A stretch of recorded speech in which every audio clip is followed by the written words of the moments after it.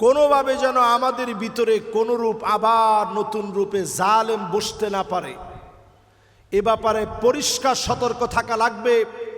Transgender, lesbian, সমকামিতা সহ আল্লাহর জমিন ধ্বংস করার সিদ্ধান্ত এই মুসলমান বাংলার জমিনে বাস্তবায়ন হতে দেবে না, দেবে না, দেবে না।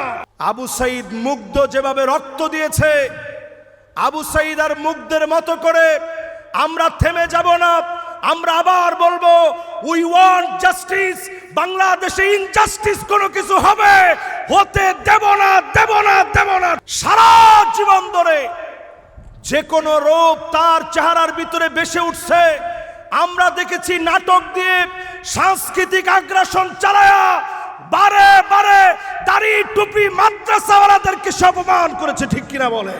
আমাদের মনটা এখনো হাহাকার করে কোরআনের পাখি আল্লামা শহীদ দেলোয়ার হোসেন সাইদি রহমতুল্লাহ আলাইহির জন্য।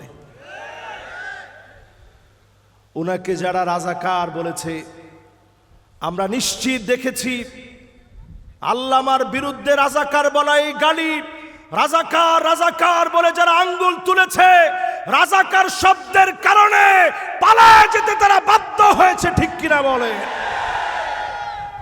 আল্লাহ রাব্বুল আলামিন ইরশাদ করেন, ফাকাইফা ইযা জিনা মিন কুল্লি উম্মাতিন বিশহীদ।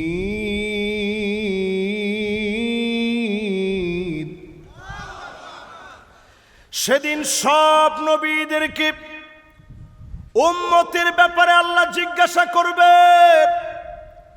আপনার উম্মত কোন পথে গিয়েছে, আপনার উম্মত কোন পথে হেঁটেছে। ওয়াজিনা বিকা আলা হাউলাই শাহীদা। আপনার উম্মতের ব্যাপারে নবী আপনাকে জিজ্ঞাসা করা হবে।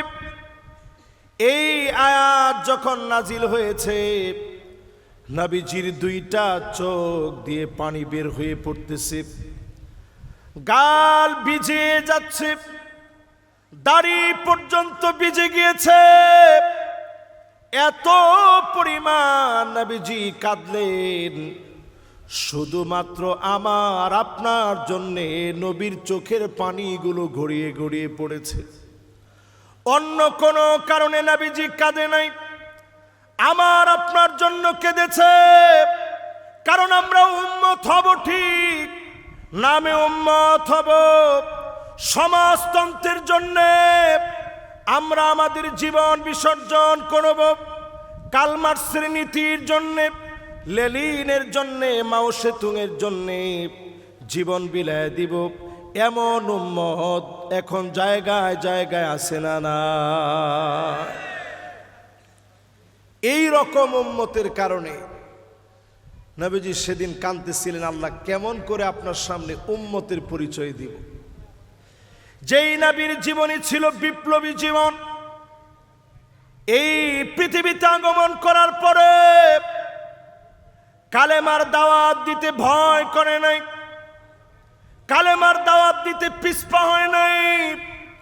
আল্লাহর নবী কাফেরদেরকে ডেকেছে, আবুল আহাব, উতবা সাহেবা, উতবা বিন আবি মুঈদকে ডেকেছে, আবু জাহালকে ডেকেছে, সবাইকে ডেকে নবীজি বলেছে, পাহাড়ের ওই প্রান্ত থেকে কাফেররা মারার জন্য আসতেছে, লোকেরা তোমাদেরকে হামলা করবে জন্য আসতেছে। এই কথা কি তোমরা বিশ্বাস করো? এক বাক্যে সবাই মেনে নিয়েছে, তুমি আলামিন, তোমার কথার মধ্যে কোনো মিথ্যা থাকতে পারে না। আল্লাহর নবী বললেন, তাহলে শোনো, লা ইলাহা ইল্লাল্লাহু মুহাম্মাদুর রাসূলুল্লাহ। সঙ্গে সঙ্গে হাতের মধ্যে উঠে গেছে, তাব্বা লাকা ইয়া মুহাম্মদ আলি হাযা জামাতানা। ও মুহাম্মদ, তোমার ধ্বংস হোক, এই জন্য কি আমাদেরকে জমায়েত করেছ? আজ যদি চিন্তা করেন আলেমদেরকে সবার ভালো লাগে, খতিবের কথা শুনতে ভালো লাগে, খতিবের কথা শুনি, বক্তার ওয়াজ শুনি, কিন্তু যদি আজকের মাহফিলে বলি 53 বছর সব দেখলাম, সব দেখা শেষ, সামনে হবে আল কোরআনের বাংলাদেশ।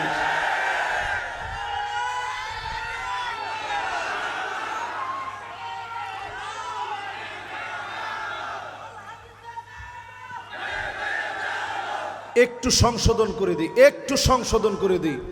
ঘরে ঘরে সারা জীবনই জ্বালাইছেন, আর কত ঘরে ঘরে জ্বালাইবেন? স্লোগানটা এখন ইমাম দীপ্ত কণ্ঠে পার্লামেন্টে জ্বালানোর জন্য দেওয়া উচিত, ঠিক কিনা বলে?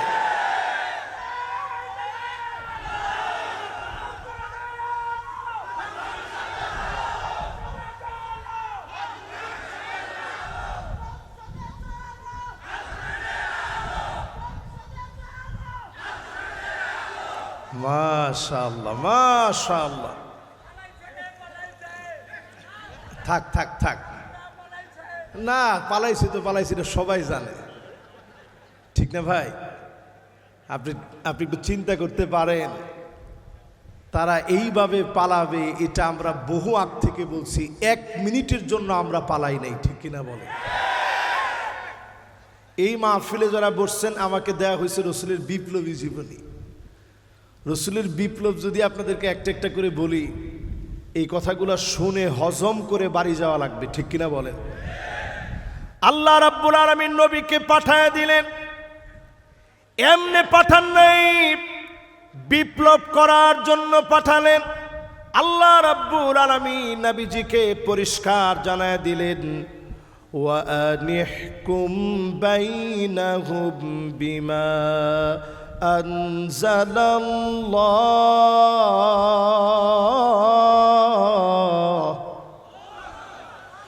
নবী বিচার করা লাগবে কোরআন দিয়ে। এই মাহফিলে পরিষ্কার বলেন, বিচার করা লাগবে কি দিয়ে?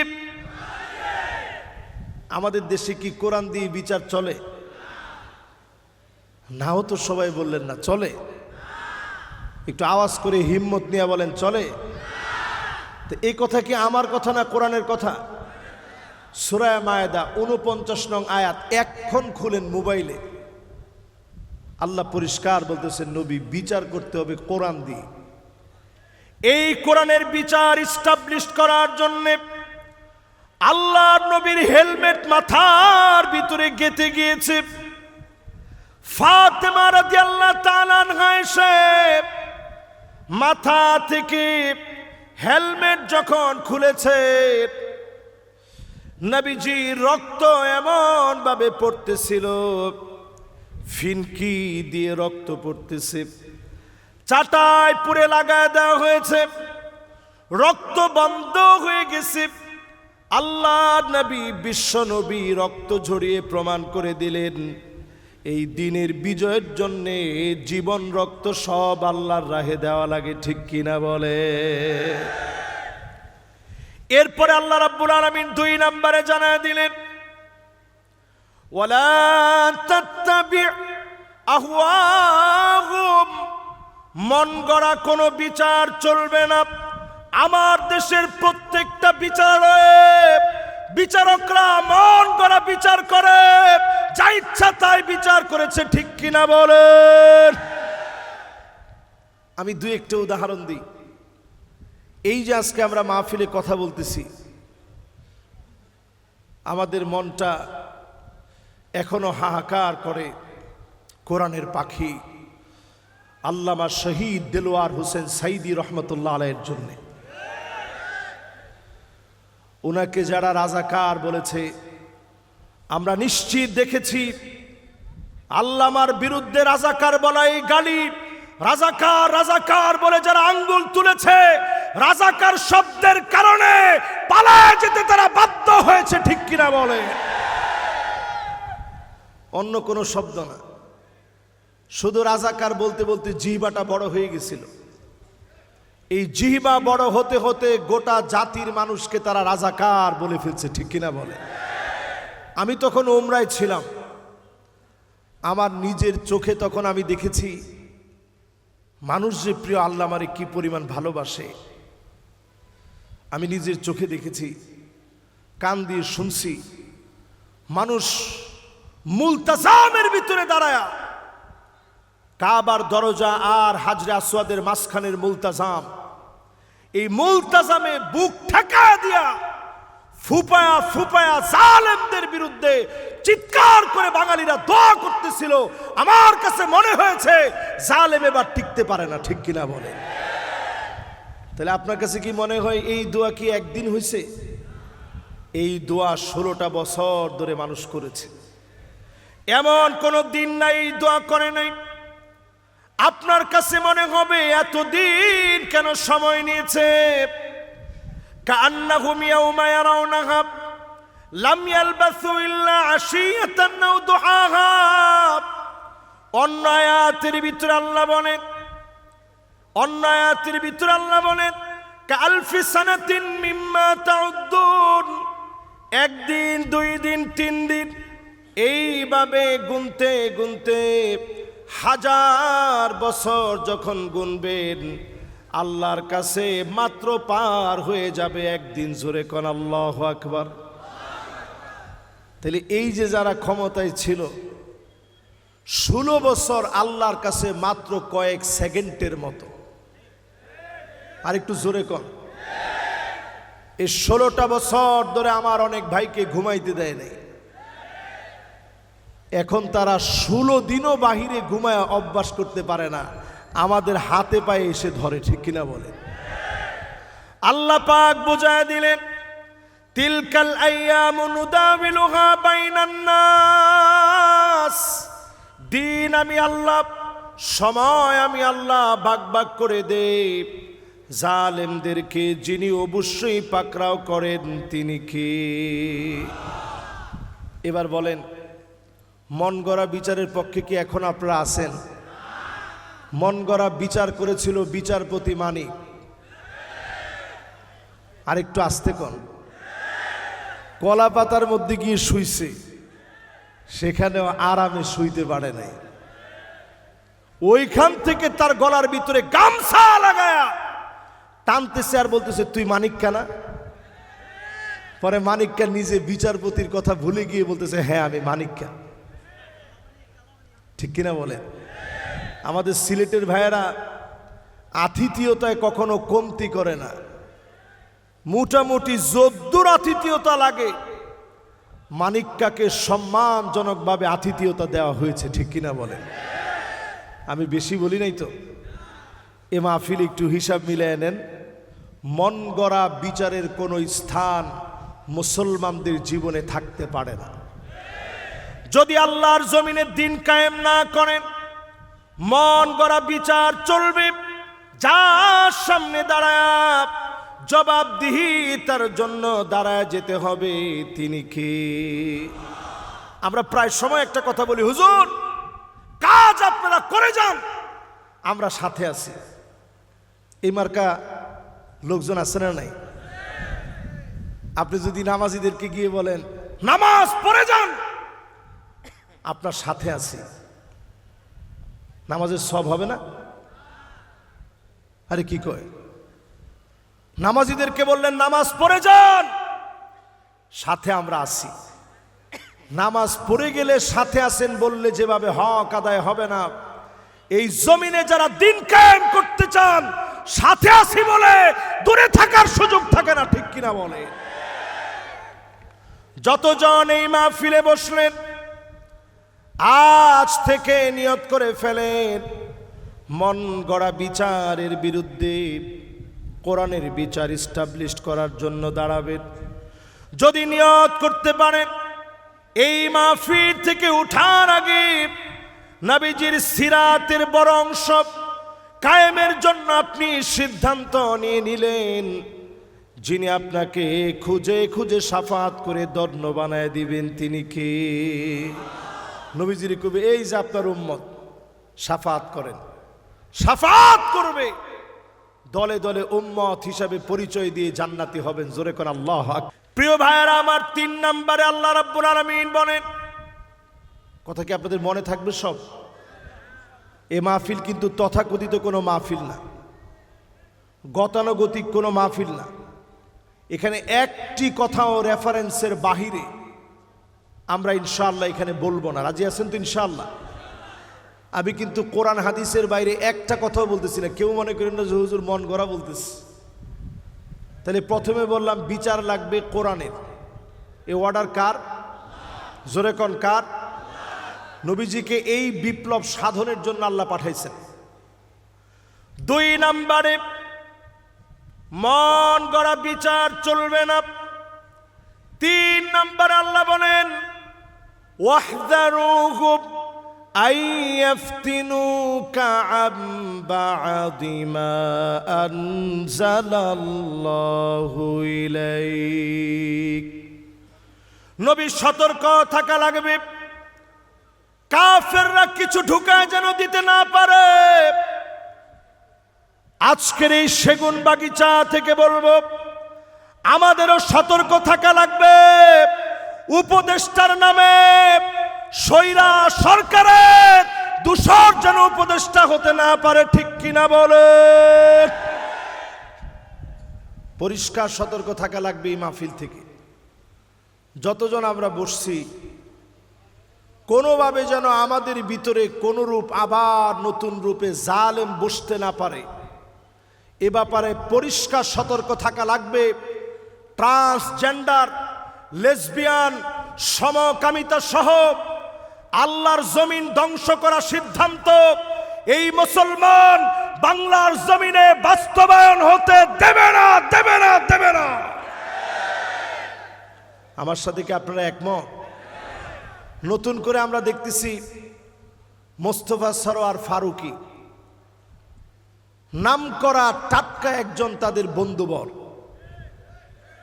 তোমার ঠিক তো সবাই কয় না, কিন্তু তার সুন্দর চেহারা, একেবারে নিষ্পাপ চাহনি দেখলে মনে হয় তিনি মাদ্রাসা থেকে মাত্র বের হয়েছে। তিনি কিন্তু অনেক আগে মাদ্রাসায় পড়ছিল, কিন্তু অনেক আগে পড়ার পরে মাদ্রাসার পক্ষে তিনি কোনো কাজ করেননি। সারা জীবন ধরে যে কোনো রূপ তার চেহারার ভিতরে বেসে উঠছে। আমরা দেখেছি নাটক দিয়ে সাংস্কৃতিক আগ্রাসন চালায়া বারে বারে দাড়ি টুপি মাদ্রাসাওয়ালাদেরকে অপমান করেছে, ঠিক কিনা বলে? এজন্য আমরা পরিষ্কার আজকের মাহফিল থেকে বলি, মোস্তফা সরোয়ার ফারুকী সহ এ জাতীয় ব্যক্তিদেরকে আপনারা যেমন উপদেষ্টা বানাইছেন, আমরা আবার উপদেষ্টা থেকে নামায় দিতে আমরা কিন্তু সক্ষম, ঠিক কিনা বলে? জাতি শুধু দেখতেছে, কোরআন বলছে সতর্ক থাকা লাগবে। আমরা সবাই সতর্ক দৃষ্টি রাখছি। যদি আপনারা এই সতর্কতাকে দুর্বলতা মনে করেন, নিশ্চিত বাংলাদেশে আবার আবু সাঈদ মুগ্ধ যেভাবে রক্ত দিয়েছে, আবু সাঈদ আর মুগ্ধের মতো করে আমরা থেমে যাব না। আমরা আবার বলবো, উই ওয়ান্ট জাস্টিস। বাংলাদেশে ইনজাস্টিস কোনো কিছু হবে, হতে দেব না, দেব না, দেব না, ঠিক কিনা বলেন?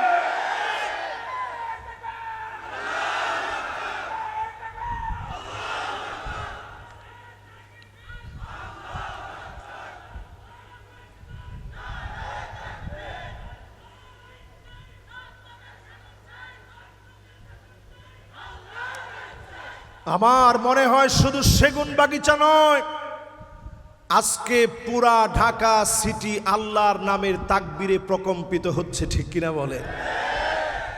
নতুন কিন্তু একটা ষড়যন্ত্র চলতেছে। নারায়ে তাকবীর স্লোগান সুকৌশলে আমাদের মতো লেবাসদারি কিছু ভাইরাই বলতেছে, নারায়ে তাকবীর স্লোগানটা দিয়েন না। কি স্লোগান দিবেন? লিল্লাহে তাকবীর। আরে কথা কয় না। যদি আপনারা কথা এটাই বলেন, লিল্লাহে তাকবীর, এটা হাদিসের মধ্যে নাই। এ আজকের এই বিরাট মাহফিলে আমি বলে গেলাম, হাজার হাজার মানুষের উপস্থিতিতে আমি বলে গেলাম, লিল্লাহে তাকবীর এটা হাদিসের মধ্যে নাই। বদরের প্রান্তে রসুল যে স্লোগান দিয়েছেন, তাকবীর, আল্লাহু আকবার। জোরে কর, একজন দেন তো দেখি স্লোগানটা।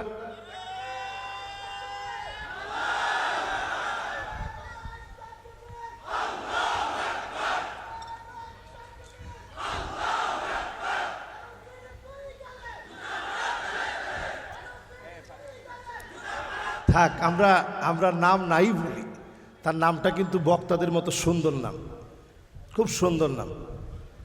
আমি সম্মান আর শ্রদ্ধা রেখেই বলছি, ফারুকী সাহেবকে কেন বসানো হয়েছে আপনারা সবাই জানেন না।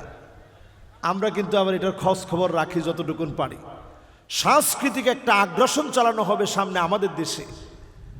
ভারতীয় অপসংস্কৃতি কিভাবে চালায়া দেওয়া যায় আমার দেশে, এই পুরো তৎপরতার জন্য সে নায়ক হিসেবে কাজ করবে। অন্তত আমরা এটা হতে দেব না, ঠিক কিনা বলে? এটাই প্রতিবাদ। এবার এই মাহফিল থেকে আমরা পরিষ্কার করে বলি, যতজন আমরা বসছি 3 নাম্বার পর্যন্ত আপনাদেরকে রসুলের বিপ্লবী জীবনের বাস্তবায়ন শোনাইছি। এবার 4 নাম্বার। কয় নাম্বার? 4 নাম্বারে যতজন এই মাহফিলে বসলাম, খেয়াল দিয়ে শোনেন। আল্লাহ রাব্বুল আলামিন বলেন, ফাইন তাওয়াল্লাউ ফাআলাম আন্নামা ইউরিদুল্লাহু আইয়ুসিবাহুম বিবা'দি যুনুবিহিম। নবী, এরপরেও যদি কেউ ঘাট তেরামি করে, কি তেরামি? এরকম ঘাট তেরা লোক আমাদের সমাজে আছে না নাই? আরে ধর, মোল্লাদেরকে দিয়ে কিছু হবে না। 100 বছরও মোল্লারা কিছু করতে পারবে না। এরকম ঘাট তেরামি যদি আপনি করেন, কোরআন বলছে বড় বড় গুনাহের জন্য না, বিবা'দি যুনুবিহিম, কিছু কিছু গুনাহের জন্য আমি আল্লাহ ধরব। এমন আযাব আসবে, আসমান থেকে আযাব আসবে, জমিন থেকে আযাব আসবে। এই জমিন প্রকম্পিত হবে, একটার পর একটা গজব দিয়ে যিনি পরীক্ষা নেবেন তিনি কে? হতে পারে যে জালিম গেছে, এর চাইতে বড় জালেম কাদের উপরে বসায়া দিবে, আলেমদেরকে ধরে ধরে লটকায় রাখা হবে। এখন তো আপনারা ঠিক বলবেন না, আর একটু আস্তে বলেন ঠিক। এই জন্য আজকের মাহফিল থেকে আমি কোরআন থেকে বলছি, ঘাটতের আমি বাদ দেন, সবাই এক হওয়ার চিন্তা করেন। কিন্তু আমি স্পষ্ট জানি, এই মাহফিলে আমি 1000 লক্ষ বার বললেও আপনারা আসলে এক হবেন না। এক হবেন তখন আবার ঘাড়ের উপরে যখন মার পড়বে, রক্ত প্রবাহিত হতে হতে টাকনু পর্যন্ত যখন পৌঁছায় যাবে, পিছে তাকানোর সুযোগ যখন পাবেন না, তখন সবাই এক হবে, ঠিক কিনা বলে? এরপরে 5 নম্বরে আল্লাহ রাব্বুল আলামিন বলেন, ওয়া ইন্না কাসীরাম মিনান নাসি লাফাসিকুন।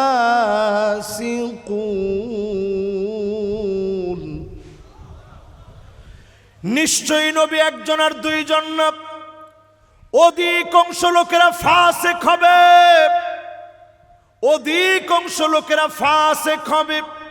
আল্লাহ বাদুন নাস বলেন নাই, নাফারুম মিনান নাস বলেন নাই। অধিকাংশ লোকেরা ফাসিক হবে, নামাজ পড়বে, রোজা রাখবে, দিন কায়েমের বিরোধিতা করবে। এমন লোক সারা বাংলাদেশে থাকলেও ঢাকার মধ্যে না। কি মনে হয় আছে? 92% মুসলমানের দেশে কোরআনটা এস্টাবলিশড হোক, অনেক মুসলমানের সন্তান এখনো আমরা চাইতে পারি না। আমার জিটাও তো ঠিক করে কইলেন না, একটু হিম্মত নিয়ে বলেন আসলে কি ঠিক? তাইলে চিন্তা করেন, আল্লাহ কি আমাদেরকে মোমেন বলছে না ফাসিক বলছে? সবাই বলেন আরো জোরে। এরপরে আল্লাহ রাব্বুল আলামিন 6 নম্বরে বলেন, أفحكم الجاهلية يبغون নবী এত কিছুর পরে লোকেরা কি জাহিলিয়াতের দিকে চলে যাবে? জাহিলিয়াত মানে অন্ধকারের দিকে চলে যাব, এমন অন্ধকার যেই অন্ধকার মুসলমানদের বিরুদ্ধে দাঁড়ায় যাবে, ইসলামের বিরুদ্ধে দাঁড়ায় যাবে, আয়না ঘর তৈরি করবে, নিরপরাধ মানুষকে ফাঁসি দিবে, এমন জাহিলিয়াতের পক্ষে নামদারি মুসলমানরা দাঁড়ায় যাবে। ঠিক কিনা বলেন? এখনো দেখবেন চায়ের দোকানে বসে অনেকে বলে আগেই ভালো ছিল। তোমার কথা কয় না? আগে কি ছিল? না, আগেই ভালো ছিল। আল্লাহর কোরআন বলছে এই নির্বোধ লোকগুলা পরিষ্কার জাহিলিয়াতের দিকে এখনো হাঁটতেছে। ঠিক কিনা বলে? আজকে থেকে ঘৃণা বড়ে এই মাহফিল থেকে বলি, যাদের হাতে ছাত্ররা শহীদ হলো, 5 মে বাংলাদেশের আলেমরা রক্তাক্ত হলো, ইসলামী আন্দোলনের সিপাহ সালাররা শহীদ হয়ে গেল, এই মানুষগুলারে মানুষ মনে করলে ঈমান থাকে না। ঠিক কিনা বলে?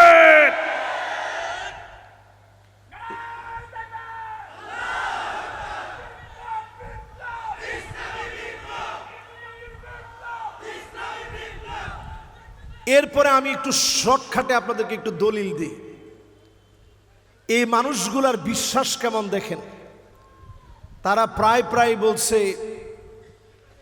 আমরা জয় বাংলা বলতে বলতে মারা যাব। আরে কথা কয় না? কি বলতে বলতে?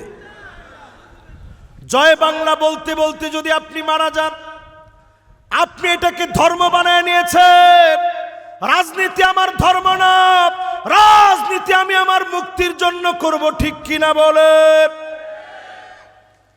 যারা রাজনীতি করে দুনিয়ার জীবনে জিরো হয়েছে, সহিহ বুখারীর একটা হাদিস শুনাইলে আপনার মনটা ঠান্ডা হয়ে যাবে।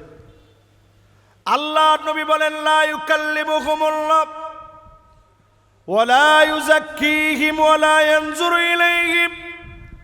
কিছু মানুষের দিকে আল্লাহ তাকাবেন না, কথা বলবেন না, দয়া দেখাবেন না। সেদিন যদি আল্লাহ দয়া না দেখান, আল্লাহ যদি সেদিন মায়া না দেখান, আমার মতো গুনাহগার নালায়েককে যদি আল্লাহ মাফ না করেন, সেদিন মাফ পাওয়ার মতো কোনো উপায় নাই।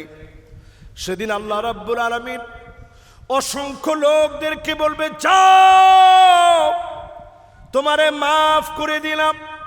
কিন্তু কিছু লোককে ধরে ফেলবে। রজুলুন বায়া রজুলান, নেতার কাছে গিয়ে বায়াত নিয়েছেন, উদ্দেশ্য হচ্ছে বাজার কমিটি সামান্য একটা পদ পাওয়া। এরকম লোক আছে না নাই? নেতার জন্য স্লোগান দিয়েছে, নেতা তোমার ভয় নাই। এই যে মাশাআল্লাহ ট্রেনিং একটু আস। পরে নেতার কানে কানে কয়েকদিন পরে গিয়ে বলছে, নেতা একটুখানি বাজার কমিটির যে পদটা ছিল, এই পদটা যদি আমার একটু দিতেন, সেগুন বাগিচার বাজার কমিটির পদ। তো নেতার সাথে সাথে বলছে, ধরবে না, বাজার কমিটির পদ তো 6 লাখ টাকায় বিক্রি হয়েছে। কয় লাখ টাকায়? সাথে সাথে এখান থেকে গিয়ে স্লোগান পাল্টায় ফেলছে, নেতা তোর দরকার নাই, রাজপথে আমি নাই। এরকম লোক এখন আছে না নাই?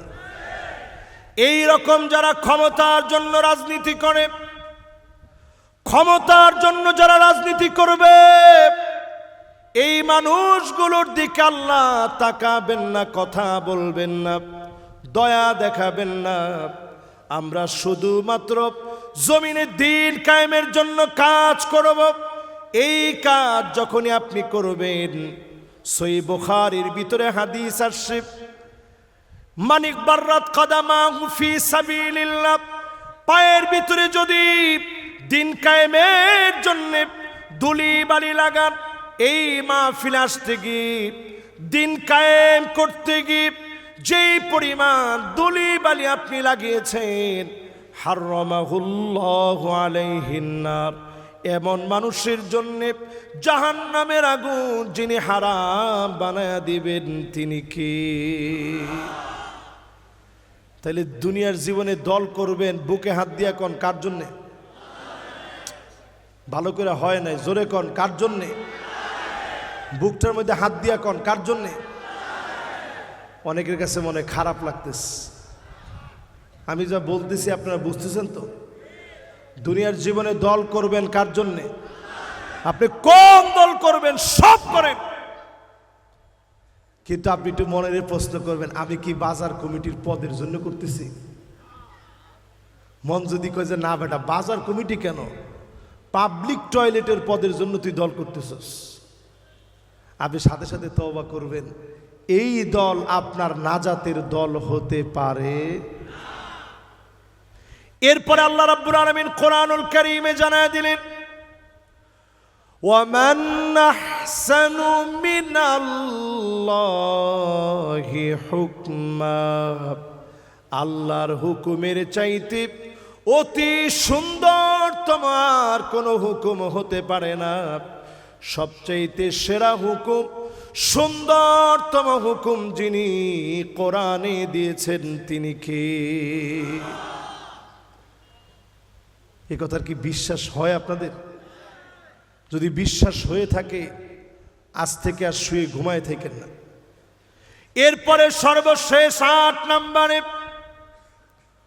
কোরআনুল কারীম আল্লাহ রাব্বুল আলামিন জানান, লিকাউমি ইউকিনুন, ও নবী, প্রবল বিশ্বাসী লোক যারা হবে তারাই কেবল কোরআনের দিকে আসবে। আজ যদি আপনার বিশ্বাসের কমতি থাকে, এই কোরআনের দিকে আপনি আসবেন না, ভয় ভীতি আপনাকে পাবে।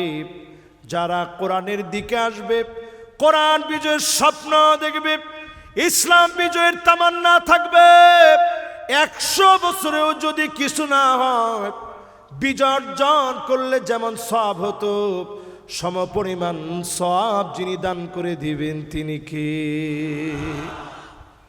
এবার আসেন সূরা নিসার কত নম্বর আয়াতে তাফসীর শোনাচ্ছিলাম, খেয়াল আছে? তোমার সবার তো খেয়াল নাই, কত নাম্বার? আরো জোরে বলেন। আল্লাহর নবী আমার আপনার জন্য কাঁদবে। কেন কাঁদবে? এই জন্য কাঁদে, অধিকাংশ লোকেরা এখনো ইসলাম বুঝি নাই। আল্লাহ নবী সেদিন জান্নাতে প্রবেশ করবে, দরজার মধ্যে যখন নকটা করবে, ফেরেশতারা বলবে, কে গো তুমি? আল্লাহর নবী বলবে, আনা মুহাম্মদ, আমি মুহাম্মদ সাল্লাল্লাহু আলাইহি সাল্লাম এসেছি। বিকাউমির তু লাফতাউলি আহাদিন ক্বাবলাক, কারো জন্য জান্নাতের দরজা খুলি নাই। নবী আজকে আপনি আসেন, জান্নাতের দরজা আপনার জন্য উন্মুক্ত হয়ে গেছে। জোরে কোন আল্লাহু আকবার। আল্লাহর নবী জান্নাতের ভিতরে প্রবেশ করবে, যাওয়া মাত্র উম্মতের কথা মনে পড়বে।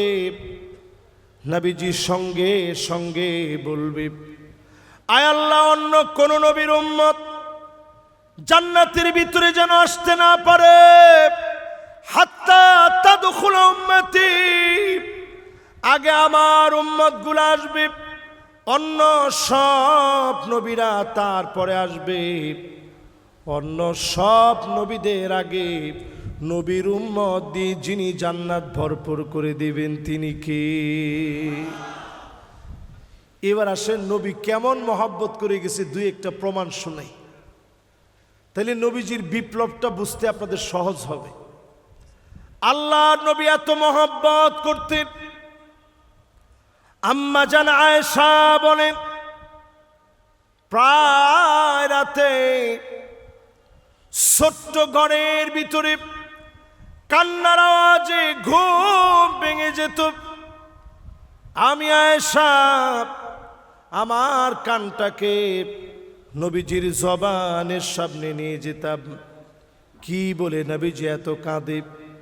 যখনই জবানের সামনে নিয়ে যেতাম আমি শুনতাম অন্য কোনো কিছু বলে আল্লাহর নবী কাঁদে না, শুধুমাত্র নবীজি কান্দে আর আল্লাহর কাছে বলে। নবীজি এত পরিমাণ মহব্বত করে গেছেন। আল্লাহর নবী বলেন, ওয়াদিত্তু লাউ রাইনা ইখওয়ানানা, আমার মন বড় চায় এক নজর যদি আমার ভাইগুলাকে দেখতে পেতাম। সাহাবায়ে কেরাম প্রশ্ন করলেন, ওগো নবীজি, আমরা কি আপনার ভাই নই? আল্লাহর নবী বলেন, না, তোমরা আমার ভাই নও, বাল আনতুম আসহাবি, তোমরা তো আমার সাহাবী। আমার ভাই হবে তারা যারা অনেক পরে আসবে। মান আমানা বি ওয়া লাম ইয়ারানি, জীবনে কোনোদিন দেখবে না, না দেখে যারা ঈমান আনবে, না দেখে যারা ঈমান আনবে তারা হবে নবীর ভাই। আল্লাহর নবী ভাই বলে আদর করে আমার আপনার মতো মুসলমানদেরকে ডেকেছেন, নবীর উম্মতদেরকে মনে করেছেন। আল্লাহর নবীর উম্মতদেরকে আদর করে মহব্বত করলেন। যেই নবী আদর করে মহব্বত করে আমার আপনার জন্য কেঁদেছেন, নবীর উম্মত হতে পারলে আল্লাহর নবী চিনে চিনে শাফাত করবেন। যিনি ধন্য বানায়া দিবেন তিনি কে? এবারে এই মাহফিলে নবীজির বিপ্লবী জীবন থেকে জিহাদের অধ্যায়কে যারা নবীজির জীবনী মনে করে না, এরা কি আসলে সত্যিকারের মুমিন হতে পারছে? আরে কথা কয় না, পারছে? আপনি যদি জিহাদকে বাদ দিয়ে দেন, ইসলাম নামক গাছকে বাঁচায় রাখতে কখনো কখনো জীবন দেওয়া লাগবে, কখনো কখনো রক্ত দেওয়া লাগবে। এই জীবন যারা দিবে, একদিকে চক্ষু বন্ধ হবে, অন্যদিকে যিনি জান্নাতি বানায় দিবেন তিনি কে? উহুদের প্রান্তে ৭০ জন সাহাবী শহীদ হল। এর মধ্যে একজনের নাম ছিল আব্দুল্লাহ। জোরে কোন কি নাম? আমাদের এইখানেও বসা আছে অনেকের নাম আব্দুল্লাহ, এরকম আছে না? আব্দুল্লাহ ছিল সাহাবীর নাম। উহুদের প্রান্তে শহীদ হয়ে শাহাদাতের মর্যাদা নিয়ে দুনিয়া থেকে বিদায় নিলেন। আল্লাহ পাক নিজে আব্দুল্লাহকে ডাকলেন, আল্লাহ পাক নিজে কথা বললেন, আব্দুল্লাহ তোমার কি মনে চায় আমাকে বলো। আব্দুল্লাহ বললেন, আল্লাহ আমার মনে চায় আবার আপনি উহুদ প্রান্তে পাঠায় দিবেন, আমি আমার জীবনটাকে আল্লাহর রাহে কুরবানি করে দিব, আল্লাহর রাহে আমি শহীদ হয়ে যাব, আবার আসব, আবার পাঠায় দিবেন, 1000 বার আসব, 1000 বার আপনি আবার পাঠায় দিবেন, বারবার আল্লাহর রাহে জীবন দিয়ে দিব। আল্লাহ পাক বললেন, আব্দুল্লাহ তা সম্ভব না, তুমি আমার কাছে শহীদ হিসাবে সম্মানিত। আল্লাহ পাক নিজে বিশ্ব নবীকে ওহী করে জানায় দিলেন, আমার আব্দুল্লাহর সঙ্গে খোদ আল্লাহ নিজে কথা বলেছে। জোরে কোন আল্লাহু আকবার। নবীজি যখন শুনল এই কথা, নবীজির সঙ্গে সঙ্গে আর দেরি করে নাই, জাবেরকে ডাকছে। আব্দুল্লাহ রাদিয়াল্লাহু তাআলা আনহুর সন্তান, আপনারা নিশ্চয়ই জানেন, জাবের বিন আব্দুল্লাহ। জাবেরকে আল্লাহর হাবিব ডাকলেন, জাবের রে, তোমার আব্বার দাম আল্লাহর কাছে এত বেড়ে গেছে, তোমার আব্বার দাম আল্লাহর কাছে এত পরিমাণ বৃদ্ধি পেয়েছে, স্বয়ং আল্লাহ রাব্বুল আলামিন তোমার আব্বার সঙ্গে কথা বলেছে। হযরতে জাবের নবীজির সামনে দাঁড়ায় কেঁদে ফেলছেন। নবী, আমার আব্বার সঙ্গে আল্লাহ কথা বলছে, আমার আব্বা জীবনটা আল্লাহর রাহে কুরবানি করে দিছে, শহীদ হয়ে গেছে। আল্লাহ এত দাম দিয়েছে আমার আব্বাকে, আব্দুল্লাহ রাদিয়াল্লাহু তাআলা আনহুকে এত দাম দিয়েছে। আল্লাহর নবী বললেন, জাবের রে, আমি তোমার জন্য কি করতে পারি? হযরত জাবের বললেন, ওগো নবীজি, আব্বা চলে গেছে, অনেক পাওনাদার রেখে গিয়েছে, কেমনে পরিশোধ করব জানি না। আল্লাহর নবী বললেন, ঘরে কি কিছু আছে? সামান্য খেজুর ছাড়া কিছু নাই। নবীজি বললেন, যাও খেজুর নিয়ে আসো, আর পাওনাদারদেরকে ডাকো। একজন একজন করে পাওনাদার নবীজি ডাকলেন। বিসমিল্লাহ বলে নবীজি ফু দিয়ে পাওনাদার একজন একজন করে বিদায় করতেছিলেন। একজন একজন বিদায় করতে করতে সামান্য খেজুরের বরকতে সব পাওনাদার আল্লাহ নবী নিজ হাতে খেজুর মেপে মেপে দিলেন। অবশিষ্ট খেজুর হযরতে জাবেরের ঘরে চলে গেছে। এরপরেও খেজুর শেষ হয় নাই। জোরে বলেন আল্লাহু আকবার। শহীদরা আল্লাহর কাছে এত দামি। আল্লাহর নবী বারবার সাহাবায়ে কেরামদেরকে হাদিস শুনে উজ্জীবিত করলেন। মান আরাদা শাহাদাতা বিসিদকিন বাল্লাগাহুল্লাহু মানাজিলাশ শুহাদা ওয়া ইদমা তাআলা ফিরাশিহি। মন থেকে যদি শাহাদাত কামনা করেন, এই জমিনে দিন কায়েমের সিদ্ধান্ত যদি নেন, আপনি যদি বিছানায় শুয়ে মারা যান, যিনি শহীদ বানায়া দিবেন তিনি কে? প্রিয় ভাইরা আমার, যতজন এখানে বসছেন, কিছু ব্যাড হ্যাবিটাস, বদভ্যাস আছে যেগুলা নবীর উম্মতদের সাথে যায় না। আজকে থেকে এই অভ্যাসগুলা একেবারেই বাদ দিয়ে দিব। পারবো ইনশাআল্লাহ? মান আতা কাহিনান, কোন গণকের কাছে যাব না, গোলাপ শাহ মাজারে যাব না। জাননি? আরে কি কোন জান?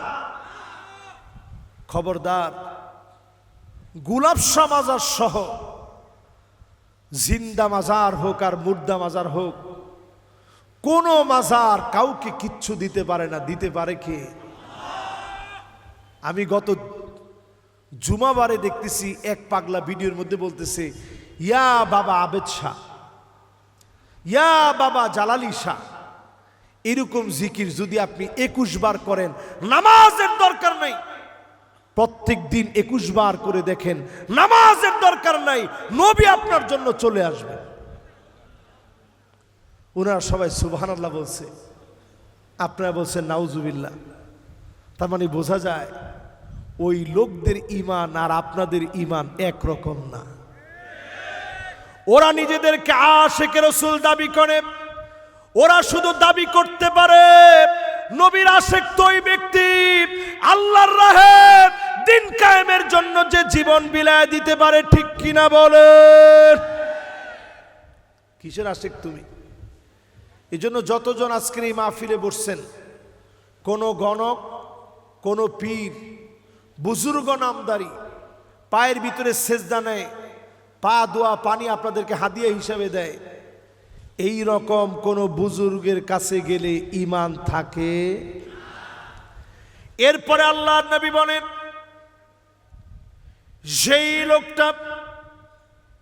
যেই লোকটা মাল্লাম ইয়ারিফ লিআলিমিনা হাক্কাহু ফালাইসা মিন্না, আলেমের হক জানে না, ওই লোকটা সব হতে পারে, নবীর উম্মত হতে পারে না। ঠিক কিনা বলেন? আমরা দেখেছি কিছু কিছু লোক বাংলাদেশে ছিল, 70-80 রাকাত তাহাজ্জুদের নামাজও নাকি পড়ছে। আরে কথা কয় না? এরকম বুজুর্গদেরকে এখন সবাই খুঁজতেছে, কিন্তু কেউ খুঁজে পায় না। এইরকম বুজুর্গ ব্যক্তিদেরকে আমি শোনায় দিচ্ছি, আল্লাহর নবী বলছেন, যে লোক আলেমের হক দিতে জানে না, সে তাহাজ্জুদের দাবি করতে পারে, ক্ষমতার দাবি করতে পারে, জায়নামাজের দাবি করতে পারে, নামাজের দাবি করতে পারে, ওই লোকটা মুমিন হতে পারে না। এজন্য আলেমদেরকে সম্মান দেন। যতজন আলেম এই মাহফিলে বসছেন, যারা আলেমদেরকে মহব্বত করেন, এই মাহফিল থেকে সিদ্ধান্ত নেন, আলেমদেরকে দিন, আলেমদের কাছ থেকে সুন্দর করে বুঝবেন, আলেমদেরকে সম্মান দিবেন। যারা আলেমদেরকে মিথ্যা তহমত দিয়ে অজুহাত দেখায় দিনের পর দিন জেলের মধ্যে রেখেছে, তারা সব হতে পারে, নবীর উম্মত হতে পারে না। ঠিক কিনা বলে? এরপরে আল্লাহর নবী বলেন, মাল্লাম ইয়াখুজ শারিবাহু ফালাইসা মিন্না। নবীজির উম্মত দাবি করে, বুদ্ধিজীবী মার্কা মোস রাখে, এরকম লোক আমাদের সমাজে আছে না নাই? আজকে থেকে আর রাখবেন না? আমাদের এখানে আলহামদুলিল্লাহ এরকম বুদ্ধিজীবী একজনও নাই। বুদ্ধিজীবী থাকলেও এই মার্কা মোস নাই। বুদ্ধিজীবী মার্কা পেঁচানো মোস যারা রাখবে, রবিজি বলতেছেন ওই লোকটা আমার দলভুক্ত হতে পারে না। এজন্য সব লোকেরা আজ থেকে আমাদের ডিজাইন হবে, নবী যেইভাবে চলছেন ওইভাবে আমি সুন্নাহ মেনে চলবো। ঠিক কিনা বলে? এরপরে আল্লাহর নবী সতর্ক করে গেলেন, হাদ্দুস সাহিরি দরবাতুম বিসাইফ। ব্ল্যাক ম্যাজিক যারা করবে, জাদু বান টোনা যারা দিবে, কুফরি কালাম যারা করবে, এদের শাস্তি মৃত্যুদণ্ড। এই কাজ যারা করবে তারা ইমানদার হতে পারে না। আপন ভাইকে মারার জন্য আপনি তাবিজ করছেন, এই কালো জাদু করছেন, জাদু বান টোনা দিয়েছেন, আপনি ইমানদার হতে পারেন না। ইমানদার ব্যক্তি অন্যের ক্ষতি করতে পারে না। ঠিক কিনা বলেন? নবীর উম্মতের কাজ নাই এগুলো। এরপরে আল্লাহর নবীর শাফাতের খেয়াল থাকবে নবীজির 5 শ্রেণীর মানুষের দিকে। কয় শ্রেণী? 1 নম্বরে, মান ক্বালা লা ইলাহা ইল্লাল্লাহ খালিসান মিন কলবিহি আও নাফসিহি। মন থেকে যারা কালেমা পড়বে, আল্লাহর নবী সেদিন খুঁজবে তোমরা কারা মন থেকে কালেমা পড়েছিলাম, কালেমার জন্য পরীক্ষা দিয়েছ, ইমানের পথ সারণী। ওই লোকগুলাকে নবীজি শাফাত করবে। দলে দলে যিনি জান্নাতি বানায় দিবেন তিনি কে? 2 নম্বরে, একটু আগে যে আজান হলো, আজানের সময় দেখেন আমি মাহফিল থামাই দিছি, এরপরে সাথে সাথে আবার দোয়াও পড়ছি। আল্লাহর নবী বলেন, হাল্লাত লাহু শাফাতি। আজানের দোয়া যারা পড়বে, আমি নবীর জন্য আবশ্যক হবে আমি যেন তার জন্য শাফাত করি। আল্লাহর নবী যদি অবশ্যই শাফাত করে, অবশ্যই যিনি মাফ করে দিবেন তিনি কে? 3 নম্বরে নবীজি শাফাত করবে ওই ব্যক্তিকে, যেই লোকটা দুনিয়ার জীবনে আকসারুহুম আলাইহিস সালাত, অধিক পরিমাণে দরুদ শরীফ যেই লোকটা পড়েছে, ঘুমানোর আগে ঘুম আসতেছে না, দরুদ শরীফ পড়েন, দরুদ শরীফের আমল করেন, ঘুম আসতেছে না, দরুদ শরীফ পড়ে ঘুমান। আপনি দেখবেন নবীজি শাফাতে যিনি ধন্য বানায় দিবেন তিনি কে? দরুদ শরীফটা বেশি বেশি পড়বেন। হুজুর এত বড় পড়তে কষ্ট হয়ে যায়। সাল্লাল্লাহু আলাইহি ওয়াসাল্লাম শুধুমাত্র এতটুকুন যদি আপনি পড়েন, সাল্লাল্লাহু আলাইহি ওয়াসাল্লাম, এতটুকুনের কারণে নবীজি সাল্লাল্লাহু আলাইহি সাল্লাম আপনাকে খুঁজবে। জান্নাতে আপনার বাড়িটা নবীর বাড়ির পাশে হবে। জোরে কোন আল্লাহু আকবার। 3 নাম্বার শেষ। 4 নম্বরে যতজন আমার সামনে বসছেন একটা লোকও বাদ দিব না। আজকে থেকে আল্লাহর কাছে বলবো, আল্লাহ তুমি মদিনায় আমারে কবুল করে নিও। আমি যতবার মদিনায় গেছি আমাদের প্রিয় আল্লামার স্বপ্ন ছিল শেষবারের জন্য একটা বারও যদি আল্লাহর ঘরটা দেখে আসতে পারে। আরেকটা স্বপ্ন ছিল একটু যদি একটা বার আপনাদেরকে নিয়ে কথা বলে যেতে পারত। এই জন্য শেষ স্বপ্ন মদিনার জন্য তামান্না রাখবেন। রসুল বলতেছে, আনা শাহিদুল্লাহু, আমি নবী আল্লাহর কাছে সাক্ষী দিব এই লোকটা আমারে বড় ভালোবাসতো। জোরে কোন আল্লাহু আকবার। 5 নম্বরে শাফাতি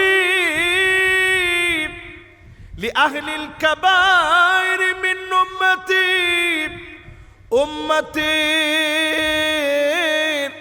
গুনাহগারদের জন্য নবীজি শাফাত করবে। নবীর শাফাতে উম্মতদেরকে যিনি মাফ করে দিবেন তিনি কে? হাতে আমার সময় আর 5 মিনিট। এই 5 মিনিটে 5টা শ্রেণীর লোকদেরকে সাবধান করে দিয়ে যাই এই মাহফিল থেকে। আবার কবে দেখা হয় আমরা জানি না, শেষ দেখাও হতে পারে।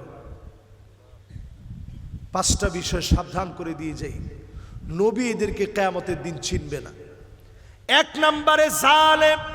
বলেন কি? আরো জোরে।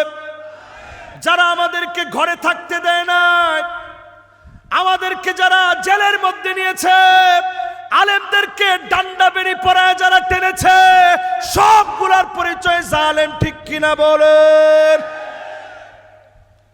2 নাম্বার, নবীজি কারে চিনবে না, জানবে না, পরিচয় দিবে না। কুল্লু খালিন মারিক, নিরপরাধ মানুষকে অপরাধী সাজাইছে। এই রকম মানুষ সারা দুনিয়ায় থাকলেও বাংলাদেশে নাই। আরে কি বলেন? মদিনা সনদ দিয়ে যারা রাষ্ট্র চালাইছে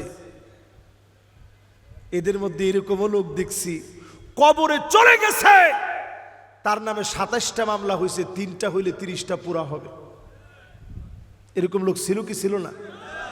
নবীজি এদেরকে কিয়ামতের দিন চিনবে না। কিছু হইলেই যে আপনি কোন হুজুর অসুবিধা নেই, যা কর কইতে থাকেন, নবীজি শাফাত করবে, চেলচেলায় আল্লাহ জান্নাতে চলে যাবে। এই চেলচেলায় যাওয়ার সিস্টেম নাই। নবীজি সেদিন এদেরকে চিনবে না, ডাকবে না। 3 নম্বরে বিদআতি, সাহিবুল বিদআত। বিদআত যারা করবে, বিদআতকে প্রশ্রয় দিবে, আল্লাহ নবী তাদেরকে চিনবে না। 4 নম্বরে মুশরিক যারা প্রতিনিয়ত শিরিক করে, বাবার মাজারে গিয়ে সেজদা দেয়, পাক্কা মুশরিক। মুশরিকদের সঙ্গে কোনো সম্পর্ক নাই। ঠিক কিনা বলেন? এরকম মুশরিক আমাদের বাংলাদেশে এখনো আমরা পাচ্ছি, দেখতেছি। যারা বলতেছে ইয়া জালালি, ইয়া জালালি, ইয়া বাবা আবেদ শাহ, এই নাম বললে নাকি নবীজি আপনার জন্য চলে আসবে। জোরে কর নাউজুবিল্লাহ।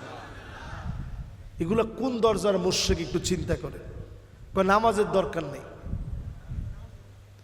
এই রকম মুশরিকদেরকে নবীজি শাফাত করবে না। 5 নাম্বার শেষ কথা বলি, মাইয়ুকাযযিবু বিশ-শাফাআত, যেই লোকটা শাফাতকে মিথ্যা মনে করবে, আল্লাহর নবী তাকে শাফাত করবে না। অন্য সব লোকদেরকে আল্লাহর নবী শাফাত করবে। নবীজি শাফাতের কারণে যিনি মাফ করে জান্নাতি বানায় দিবেন তিনি কে?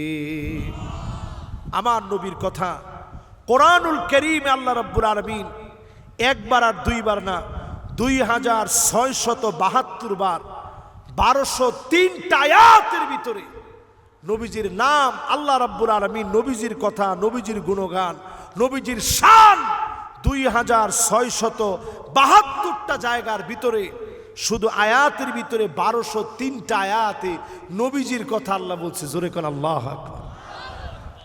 সে নবীজির কথা থেকে যতটুকুন কথা আমরা বললাম, আল্লাহ তাআলা আমাদেরকে মানার তৌফিক দান করুক। পড়ে না আমিন। আমি খুব দুঃখিত, এই মাহফিলে দিল ভরে যদি শেষ সময় নিয়ে কথা বলতে পারতাম, আমার দিলটা ভরতো। আজকে যেহেতু শুরু হয়েছে ইনশাআল্লাহ, সামনে মাঝে মাঝেই ঢাকার বিভিন্ন কেন্দ্রে আমরা আপনাদেরকে রসুলের সিরাত শোনানোর জন্য ডাকবো। আপনারা ইনশাআল্লাহ সবাই আসবেন, রাজি আছেন তো ইনশাআল্লাহ? এই হাতকে শক্তিশালী করার জন্যে অর্থ দিয়ে, শ্রম দিয়ে, নিজের জীবন দিয়ে আমরা প্রস্তুত থাকবো, ঠিক কিনা বলেন?